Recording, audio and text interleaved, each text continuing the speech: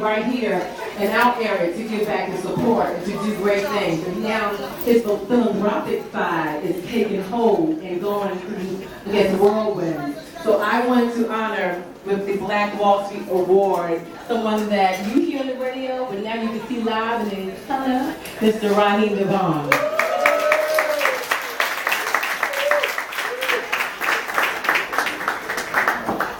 Thank you so much. I'm fresh off a plane from Miami, and I'm headed back tomorrow because I have some business out there in Miami. But when they told me I had to accept this award in person, I humbly thank you for the award first and foremost. I am definitely in a humanitarian state.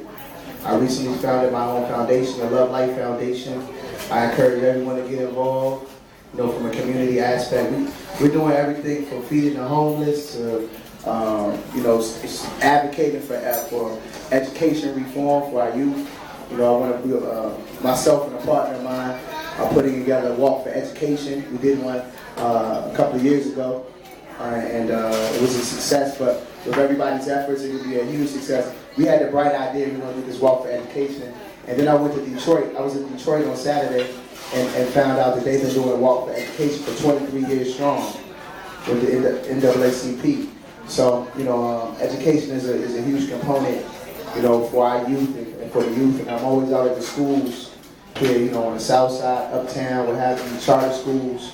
And I'm able to see, I'm blessed to be for my kids to be able to go to some of the best schools, and not only in the country but in the world. But I'm also able to see the kids that don't have books. Like right now, Baloo is they're making Xerox copies of the books. Like, I don't know if you're aware of that. So that's the education the tools that we're giving our youth to learn. And our dropout rate is at an all-time high.